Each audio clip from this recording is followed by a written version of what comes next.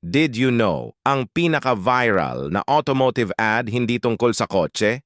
Nakakagulat pero totoo. Ang ad na to ay hindi lang basta nagpakita ng magandang kotse, pero nag-touch sa puso ng marami dahil sa powerful na message nito. Ang ad na ito galing sa Volvo Trucks featuring Jean-Claude Van Damme na ginawa ang epic split between two reversing trucks. Hindi lang ito basta ipinakita ang galing ng trucks pero nag-highlight din sa precision at stability nila sa isang creative na paraan. Bakit ito naging viral? Simple lang. Unique approach.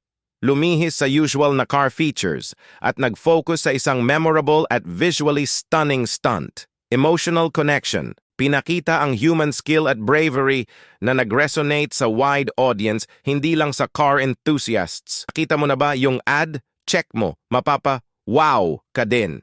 Hit like if you found this valuable ka Gigi.